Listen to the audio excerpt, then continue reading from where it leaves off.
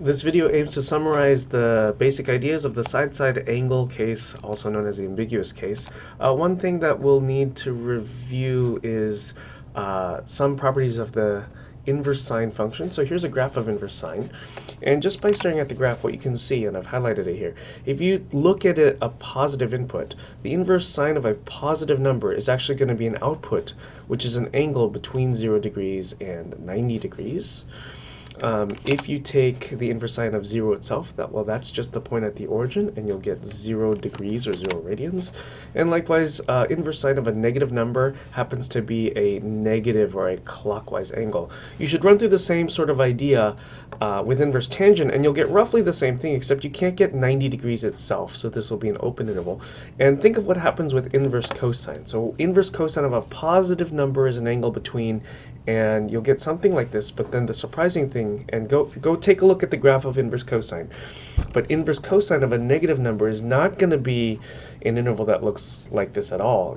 It will be a little bit surprising. Take a look. We won't need it for this video, but it would be good to look that up. What is the ambiguous case? Well, if you are given a side, and an angle, there might be 0, 1, or 2 triangles.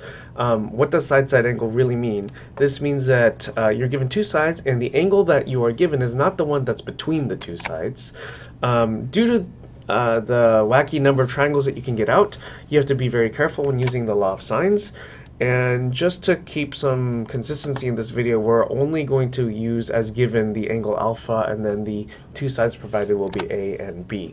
Now, the sort of easy of the cases, by the way, we're going to stick to alpha as an acute angle because obtuse angles cause some trouble. But of these cases, the nice case is when A happens to be greater than or equal to B, like right here.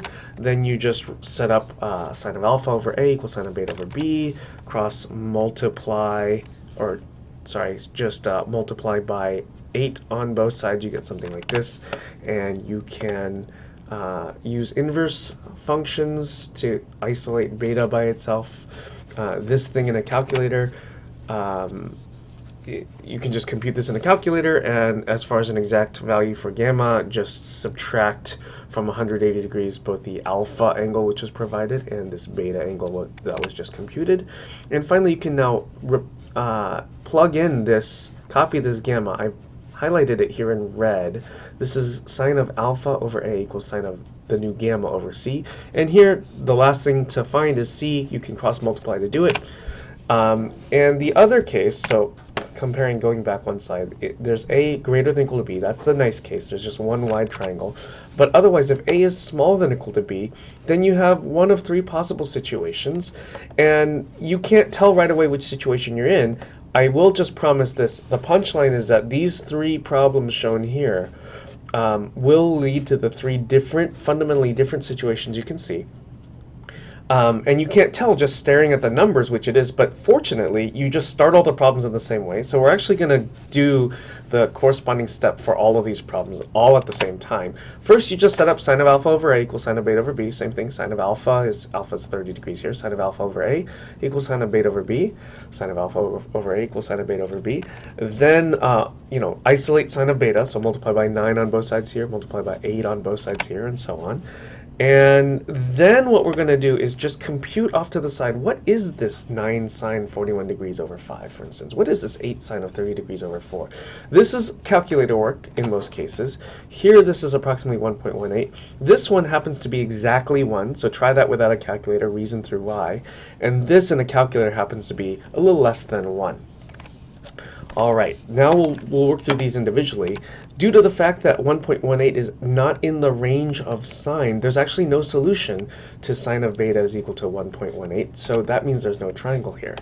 Here, because you got 1, when you apply sine inverse, there's actually one angle between negative 90 degrees and positive 90 degrees, whose sine value is equal to 1, and that is the angle beta is equal to 90 degrees. From this, and given the 30 degree angle, you can get the remaining angle, which is 60 degrees. Now the only thing that's missing is the side length C, and you could use a law of sines to get that C. You don't have to, though, because this is actually a right triangle due to this beta right here.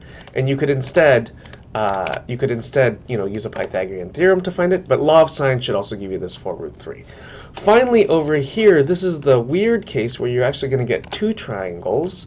And let's keep in mind from the first slide, sine inverse of a positive number is going to give you an angle between 0 degrees and 90 degrees. So if you were to isolate beta here, it would seemingly be that beta should be sine inverse of this, and you're going to get an angle between 0 and 90 degrees. But that's the beta corresponding to one of the triangles, and their beta is acute. So let's go through that case right here. This is actually what the triangle ends up looking like. And so setting beta 1 equal to, this was from the previous slide, then you'll get approximately 57-ish degrees. You can get the remaining third angle by subtracting from 180 degrees the given alpha angle and then the just computed beta angle, and you'll get approximately 81.5 degrees.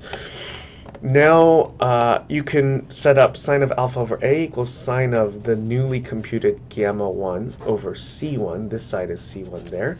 And now this is just a bit of algebra. You can cross multiply and then divide by sine of 41 degrees on both sides. And this monstrosity of a calculation in a calculator gives 10.55. So this side length right here is 10.55.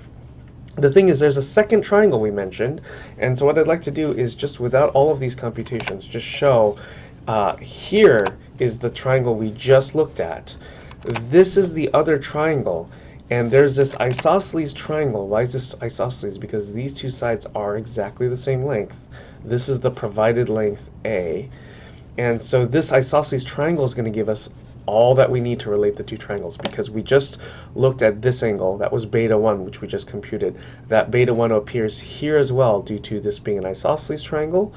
And then the other beta angle called beta 2 right here, that's the supplement. So beta 2 is, just from staring at this part of the picture, beta 2 is 180 degrees minus beta 1, so we'll write that down. So here's the picture of the second triangle. Beta 2 is 180 degrees minus, and here was beta 1. In a calculator, you get 122 degrees as the angle, roughly. And then to find the third angles, just subtract from 180 degrees, subtract the alpha angle. And then here in parentheses, this is the beta 2 angle that was right there. So that's the final angle. We found all three angles now. Now we just need this third side, which is a lot shorter. So this side I'll call C2. By the way, let me take a step back. This is actually gamma 2 written exactly, and you could plug this into a calculator. It will turn out every time you do this, if you've done this correctly, there's 180 degrees here. This is from the adding up of the triangles, 180 degrees. There's another 180 degrees here. That was from the supplement, and they are actually going to, due to this minus sign, cancel out if you distribute this minus sign. And all you're left with is this positive now, because of the minus minus. You're left with a positive sine inverse of something, and then this minus 41 degree angle. So even though you don't have to do this because it's a lot less to type in, it'll be convenient to clean this up and rewrite. Gamma 2 is actually exactly this, and in a calculator you get, for sine inverse of all this stuff minus the 41 degree angle, you'll get 16.51 degrees. And then you can set up the law of sines. So sine of alpha over A is equal to sine of, and here in parentheses is this gamma 2. So sine of gamma 2 over C2. Again, now just some algebra, cross multiply, and to solve for C2, divide by sine of 41 degrees on both sides. Plug this whole thing into a calculator, you get 3.03. So that's the length of this side right there.